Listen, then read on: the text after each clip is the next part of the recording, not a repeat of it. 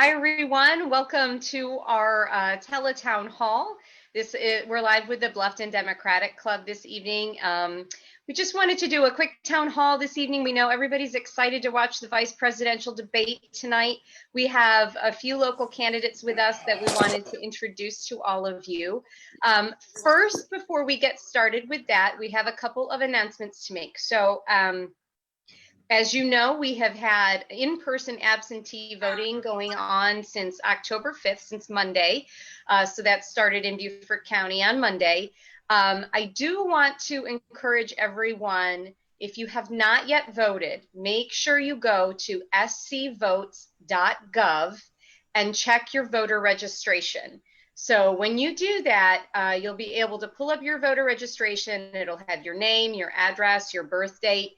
You will be able to check there your congressional district, your Senate district, your county council and school board district, all of those areas where you will be voting. And you can make sure that you have the correct information when you go to your polling place.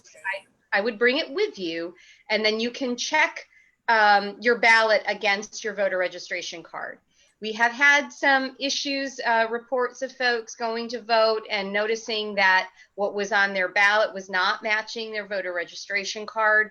So if you notice anything like that, any kind of irregularity at all, if you're not sure, please do check with the poll manager where you are voting. It's so important that you make sure that your ballot is correct. So that all of those votes get counted. So that's the first thing I want to tell everybody to do. scvotes.gov, check your voter registration and make sure you have all of your I's dotted and your T's crossed when you go to vote between now and Election Day. And the second announcement I have is that the candidates on the panel tonight with me, and also Nathan Campbell, running for South Carolina Senate 46, we are doing a virtual game night and a fundraiser on Friday night. It should be really fun. We'll be playing a couple of games live on Zoom, just like this. Very interactive, casual, fun, get to know your candidates kind of event. We're selling tickets to that. They're $20.20, so $20.20 a person. And then the proceeds from that event are going to be split among the candidates that are hosting the game night. So should be a lot of fun. I really encourage everybody to join in. We will post the Act Blue link to buy those tickets in the comments there. So now we're ready to start our program. My name's Jody Srutek. I am running for Beaufort County Council in District 7. If you live in Bluffton, most of you know me very well. Especially if you're a member of the Bluffton Democratic Club, you have seen my face many times. So tonight, I want to welcome three of our other candidates to the panel to talk a little bit about what seat they're running for and why they're running. And then a little bit later, we'll get into their top issues.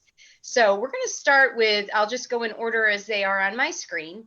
I'd like to welcome Chris DeVries. Chris, why don't you tell us what you're running for and why you decided to run? Okay, well, thanks, Jody. My name is Chris DeVries, although on the ballot it's Christine. My mother's very pleased by that, I am sure.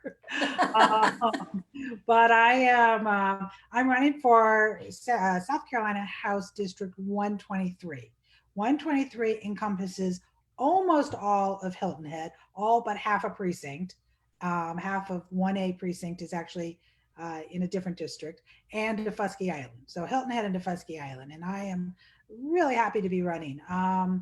A lot of people have asked me why are you running for office? Why now? And I have to say there wasn't exactly a defining moment that I made this decision, but more a culmination of events starting from when I was very young. My parents were immigrants. They came to America to have a better life, and for them it worked. Doesn't work for everyone, but it worked for them.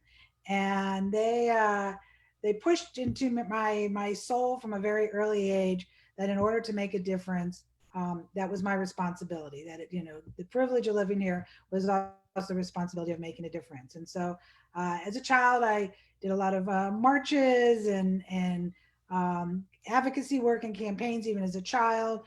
And then somehow that's just naturally led to a career working for a variety of nonprofit organizations. primarily in the healthcare area and the women's rights area. And then I came to Hilton Head full time in 2015. My daughter went to college. I moved to our house here, left Washington, D.C. forever and ever, and started working with the local Democratic Party and also for a number of other organizations as well. And I decided in 2020 it was time to step up and put my belief system to work. And I really do think I can make a difference for the people of Daufuskie and Hilton Head. So here I am. Well, I think you can make a difference for the people of Daufuskie and Hilton Head too. I'm glad you're running. Okay, we'll go to Barb. Barb, why don't you introduce yourself to our viewers tonight? Thanks, Jody. I am Barb Nash, and I am running for South Carolina House of Representatives District 124. And I am running for a variety of reasons, such like Chris had. One is I had been asked to run before in a different state, and it wasn't the right time in my life to do that. And I have always kind of regretted that I did not do that. The other reason I am running is I am an advanced practice registered nurse. I have been focused on delivering primary care. I am also an educator at the university level, and I teach part-time for USCB, but I have had a long career in university settings. So I bring to this moment a perspective that's very strong in healthcare, very strong in education. And I think that I have the ability to address issues in those areas. But I also find that there are problems here that have not been addressed by the incumbent, and that that person has not had anyone run against them for a long time. And it's time that someone stepped up and gave the people in this district a choice. So I decided that I would be that person. And I think I'm glad that I made that decision. I have met some wonderful people along the way, and I think I can make a difference. Thank you. Thanks, Barb. I know that is something that we talk about often here, is that just having options and having choices for voters. It makes candidates on both sides, in my opinion, it makes candidates on both sides better when there's a little bit of competition and a little bit of healthy debate about the issues. And so I'm glad to see you running as well. And I hope that the voters in your neck of the woods will get behind you with their support. So we also have tonight Mitch Sieger. Mitch lives here in Bluffton as well, and he's been a member of the Bluffton Democratic Club with us for quite some time, and also Low Country Indivisible. So if you live in Bluffton, you probably know Mitch as well. Mitch, why don't you tell anyone who is not familiar with you a little bit more? Sure, thank you, Jody. Like Christine and Barb, I am a relative newbie to South Carolina, having moved here in 2015. At that time, I got involved after the election with Low Country Indivisible. And at that time, I couldn't find the Democratic Party after the election. So I got involved with Indivisible. And through my work with Indivisible, I realized that as a lifelong Democrat, growing up in a politically active household in New York, I realized that I had a lot more to get involved with. And after a particular meeting at Low Country Indivisible, I reached out to my opponent, who has been in office for 18 years, has had one challenger in 18 years, and reached out to him to ask him a question about how he came about to his decision to become a co-sponsor of a bill for permitless open carry of handguns in South Carolina. And the response I got back mortified me. The response was, "You're an idiot, go away, we don't want you here, go move back to where you came from because South Carolina doesn't need you." I'm sorry, that is never acceptable to tell your constituents. Bluffton's grown by 100% in the last 10 years. Hardyville and Levy have grown 150%. So this is a whole new ball game in this district. I'm with District 118, which is the southern half of Bluffton, everything pretty much south of Bluffton Parkway down to the May River, and then up through Hardyville and Levy. And I really think that our changing demographics require an option for people to make decisions. We may be the same South, but we will never know until somebody is on the ballot and willing to run and put themselves out there.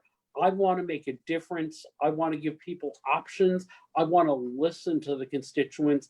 I don't want to just be a rubber stamp for whatever comes out of Henry McMaster's mouth and the White House, which is what my opponent is. So that's the reason I'm running.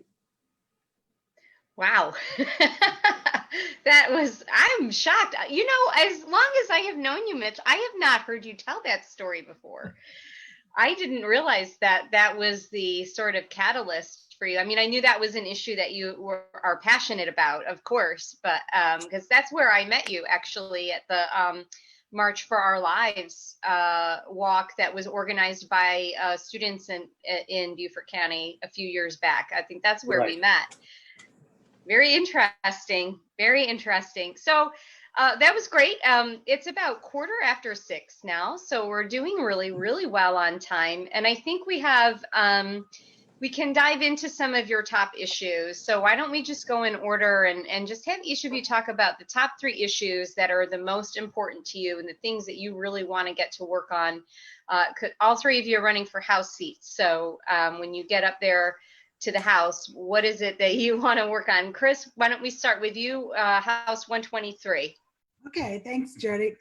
Well, I've spent a lot of my life working on healthcare issues, whether it's access to healthcare, resources for older adults with mental illness, a whole range of topics. And what I've learned is it's not easy. Crafting access to healthcare is a complex issue, but you have to kind of be dedicated to it. And I think I am someone who can bring a lot to that table. Specifically, in these days of COVID, we see the weakness of our public health infrastructure here in South Carolina. What people may not know is during 2008, 2010, the public health program was heavily borrowed against because they needed funding for other activities, and there was a downturn in the state budget at that time. And really, literally, the public health infrastructure was dissipated and destroyed and never rebuilt. And now we have a public health emergency on our hands, and we're not equipped to handle it. And so we need to address those issues before the pandemic comes, and we haven't. Another issue that's long been on the in the legislature is access to health care for those who are sort of the working poor or even the middle class.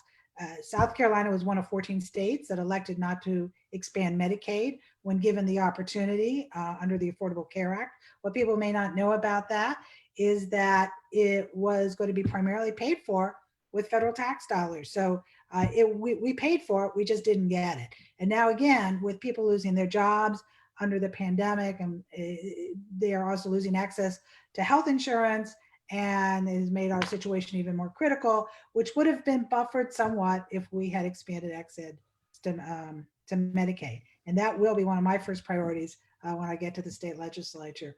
Another aspect of women's health, of healthcare, is women's healthcare. There actually has been some forward movement on this in the State House in the recent years. One of the bills that has passed the House, has not passed the state Senate, but has passed the state House, is increased access to contraception for women. And yet my opponent voted against it. It seems kind of basic. Another one was the Pregnancy Discrimination Act, or Pregnancy Accommodation Act, which requires large employers to make accommodations for pregnant women. Again, my opponent voted against it. This seems kind of basic stuff that we need to have, we need to work on. Most people agreed. In fact, those bills did pass the House, but he was one of the few dissenting votes. So healthcare is certainly a big one. Also, certainly the environment. You know, Hilton Head Island is something that's subject to climate change.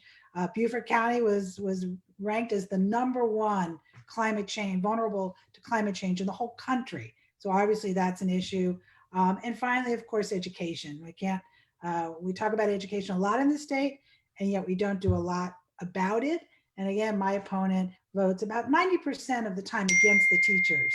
And who better to talk about education and learn about education than our teachers and our parents? So those are my, I guess, 3 priorities. I would say all of them are under the kind of bigger umbrella of what we do and how we respond to the COVID-19, not only on our healthcare, but rebooting our economy and also keeping everyone safe.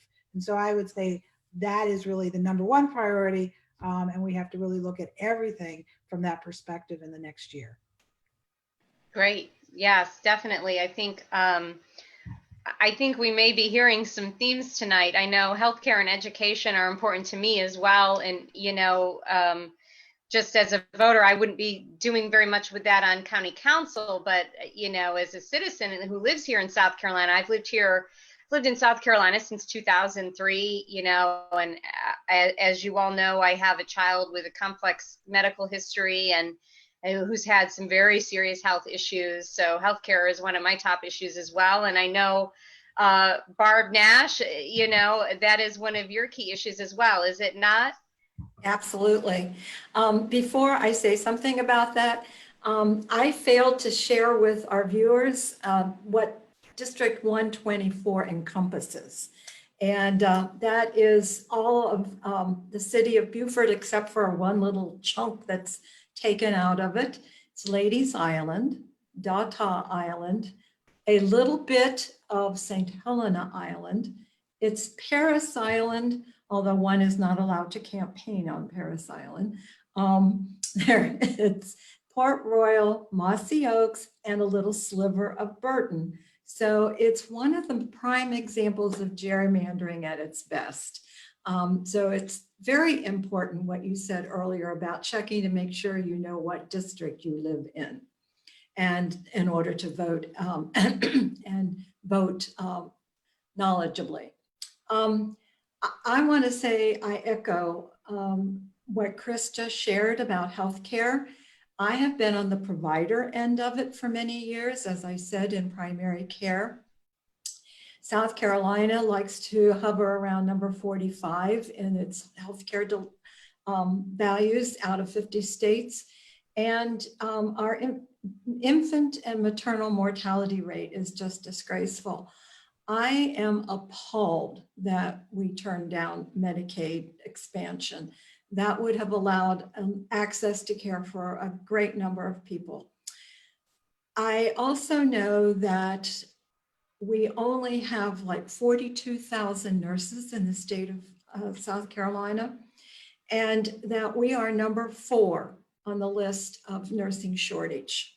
So should you need inpatient care, it's going to be difficult as we move ahead. And given the challenges that we have with COVID and with chronic illnesses that may result from that, more and more people are needing hospitalization. So we must be able to supply nurses for the care inpatient.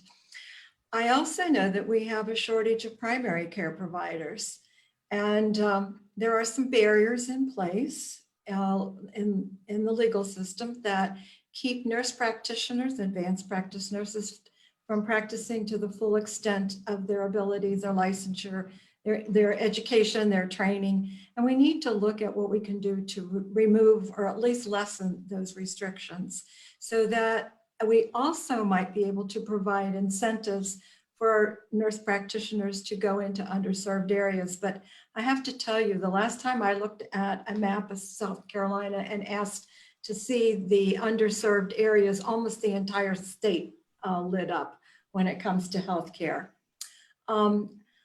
I am a passionate advocate of a strong public education system.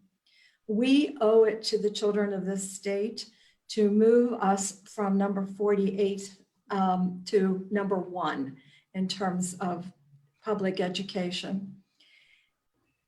I am appalled that the Constitution says that South Carolina is only responsible for providing a minimally adequate education for our children. How do we raise people out of poverty? How do we help to create productive, contributing members of society when we only give them a minimal education. It is shown that the more education people have, the better their health is, because they have more knowledge to be able to navigate the healthcare system or take care of themselves. It's just such a complex equation when you have education and healthcare together. So I believe that we need to fully fund our education under the Act 388, but I'd like to repeal and replace that. In the meantime, it needs to be funded, and we need to push those dollars down to the classroom and to the teachers. And of course, I echo Chris's concerns about the environment and Beaufort County being selected as #1 in the nation for the impact or the effects of climate change. Well, we can be number 45 in healthcare and number 48 in education, but boy, we can be #1 when it comes to the environment and climate change. So I really believe we need to look at what it is we can do to leave a better world for our children and our grandchildren when it comes to health, education, and environment. Thank you. Very good. Excellent. Excellent. Thank you so much. I know a lot of the folks watching, the issues are important to them as well. And Mitch, let's hear your perspective. You have a little bit of a different perspective on some of these things, but I think probably a lot of these are very similar to you, and the things that you're passionate about. Sure, I stand shoulder to shoulder with Barb and with Chris on almost all of our issues, but for slightly different reasons. As a consultant, as a healthcare consultant in my prior lifetime, prior to retiring, I worked for Romney Care in Massachusetts, the forerunner for the Affordable Health Care Act. And I saw what happens when people are actually given the ability to have access to health care. People's lives improve. They can now find themselves looking for better jobs without fear of losing whatever health care they get from their employer. I am also a firm believer that we need to provide healthcare access to people. And I want people to be aware that my opponent, Mr. Herb Kurzman, was a primary sponsor in 2012 against the allowing South Carolina to expand Medicaid to all of its citizens. He was a primary sponsor of that bill. That alone should disqualify him. At this point in time with COVID, we see so many people who are but one paycheck away from losing access to health insurance. But healthcare is more than just about health insurance. It's about having the right mix of providers, as Barb talked about. It's about making sure that we have services like Chris talked about. So I don't want to go back into those. But going on, education, absolutely critical. It scares me that we have a clause in the Constitution that says all we need to provide is a minimally adequate education. I'm sorry, but when any of us wind up in that nursing home down the street, do you want a high school student who had a minimally adequate education dispensing medication to you or me? I don't. I want someone who's been given a good education out there. So one of my first things will be to push for a constitutional amendment to actually strike that clause calling for minimally adequate education and just taking that out altogether. Along with everything else that's going on, I want to take it now to a more local level. For Beaufort County, as well as for Jasper, Hampton, and all the others, Exit 3 on 95 and the Jasper Ocean Terminal are critical for the development, economic development of this area, as well as to provide jobs, homes, infrastructure to everybody living here. And we really need to get serious. Every year we turn around and the legislature kind of puts a little bit of money out there. Yeah, we'll study the Jasper Ocean Terminal. Yeah, we'll talk about building Exit 3, but these are big drivers. In addition, we need to see, Interstate 95. We need to put money into infrastructure. See, Interstate 95 get built out, because how many times a week can you read in the Island Packet or the Beaufort Gazette that traffic is backed up from, somewhere above Beaufort all the way down to the state line? Our infrastructure is abysmal. So those are some of the things that I will be working on when I get there. Also, one other thing that we haven't touched on, Chris and Barb and I have talked about this in a sidebar, and if I get ahead of myself, please tell me. But we've talked about, the fact that South Carolina is one of 4 states without a hate crimes bill is just appalling. And with standing side by side with Barb and with Chris, I would like to introduce legislation to enact a hate crimes bill in South Carolina. So those are my 4 major areas that I would want to be working on. Sure, great. Well, I mean, since you brought that up, Mitch, I think that's an important point. Why don't we let the other ladies speak for themselves? Chris, Barb, did you want to make a comment about hate crimes legislation? Sure. Actually, there is a hate crimes bill that was pending in the House. They were hoping to get it passed by the state legislature this year, but it wasn't a priority. And so I think we have some good leadership on that issue in the legislature, but we need a few more of us elected so we can push it over the edge and get the votes that are needed to pass it. Barb, would you support that as well? Absolutely, yes. I was hoping that it was going to get passed this session, but I am disappointed, and I would like to get behind and get that over the finish line. Great, great. Well, we have a little bit more time left. I know that we covered, introductory things and some top issues, but I think with the time we have remaining, a really good thing to do would be to just go back through, and why don't you, tell everyone where they can find out more about your campaign, your website information, your social media, anything else you'd like to share with folks before we kind of say goodnight and let people go on with their evening. Okay. I have a website, www.chrisdevries4FOR spelled out SC123.com. So that's my website, and on it you can link to my Facebook page, my Instagram, my Twitter. The Twitter seemed to be working really well with this campaign. There's a lot of people out there following, a lot of retweets, a lot of what I've been really impressed about Twitter is a lot of young women on Twitter following us, and we're talking some very engaging Twitter conversations about women in politics. So that's been kind of one of my takeaways that I've really enjoyed in this particular election. I know a number of people have voted already. I know a number of people will be voting over the next 4 weeks, and then of course the culmination on election day. We're here till the bitter end, so we're also all looking for volunteers. Phone calls are really probably the number one thing right now to make sure people get to the polls, that they have a voting plan.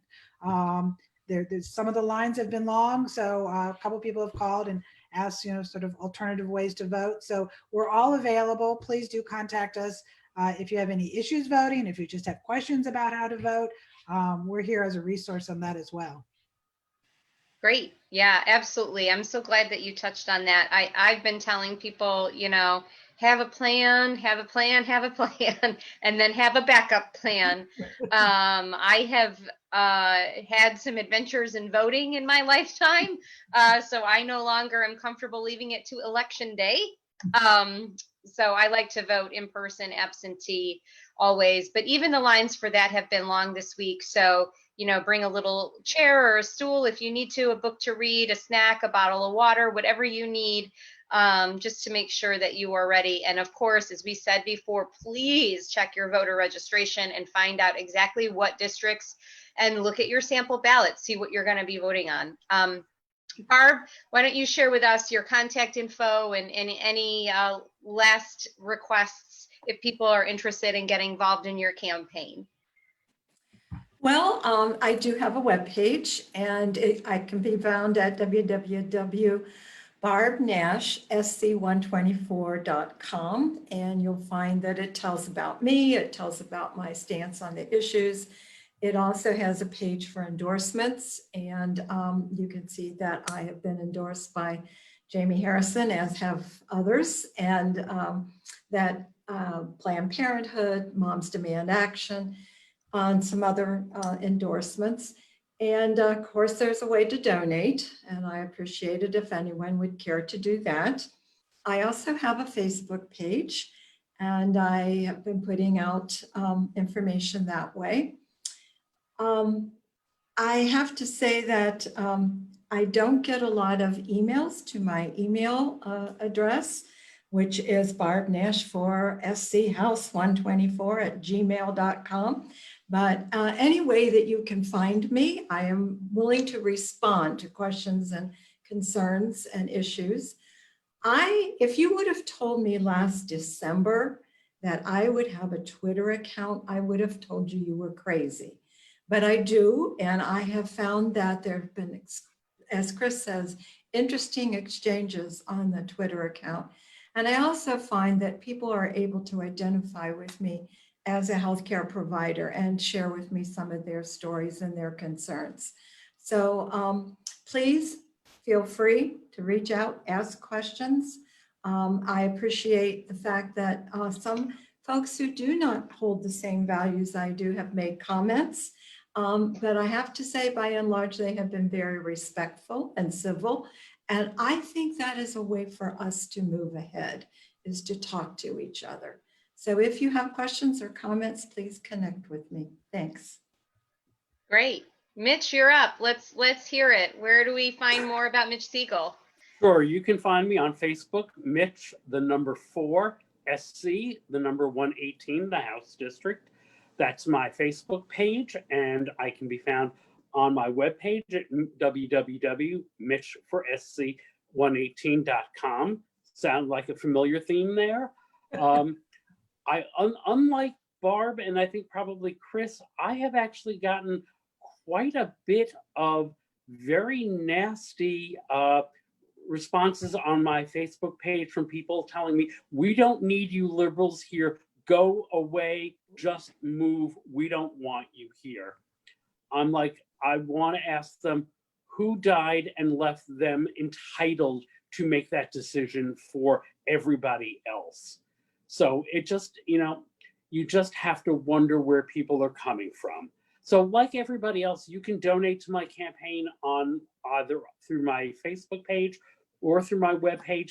Every dollar is appreciated, and I don't take anybody's time or energy or money for granted. So thank you. And I want to be standing in Columbia, standing side by side with Chris and Barb and Nathan as we all get sworn in, representing the Low Country as the newcomers. And then Jody, we're going to be standing there in Beaufort, at your swearing in, yes, showing up as the delegation, as they like to refer to themselves, the Republicans. We will come as the delegation for yours.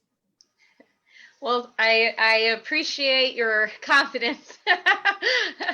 I have lots of confidence. I mean, the main thing is that, we just need to remember that,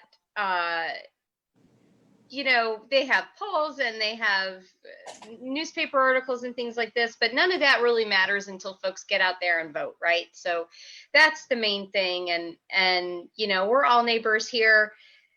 I know I personally have friends on, both sides of the aisle, and we've worked together on issues before, and people get passionate for sure sometimes.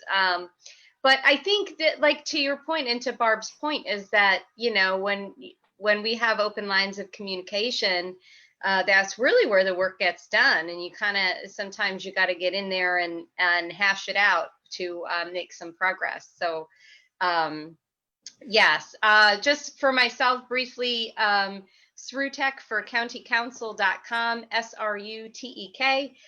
That's it. It's just 6 letters, SRUTEK for countycouncil.com. And you can also find me, Jody Srutek for County Council on Facebook. I am on Twitter too, and I'm new to Twitter, but I do enjoy it as well. Like Chris said, I'm Jody for SC, FORSC there, JODIE for SC.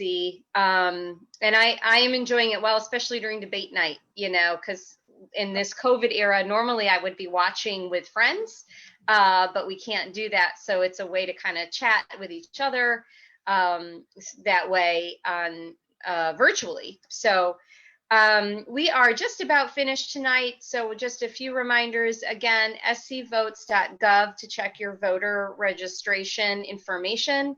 Make sure you do that. Yes, Mitch.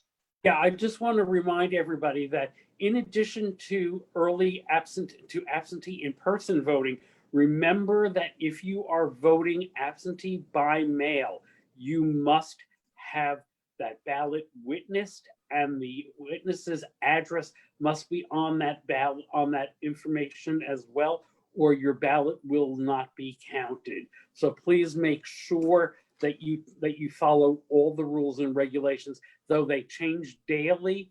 You know, I think we're finally at a point that the Supreme Court has put their foot down. We know what we have to do, but please make sure that your ballot gets counted. Follow the rules. Yeah, that is important. I know it's been confusing. A lot of folks have questions. If they requested a mail-in ballot, can they vote in person? And you know, I always recommend going to the Board of Elections with those questions. But if you did request a mail-in ballot, you know, you can drop that off at the Board of Elections offices or the satellite office they opened in Hilton Head. So, but yes, it definitely makes sure that you are very thorough with your voting process. Have a plan and have a plan B. So I think execute.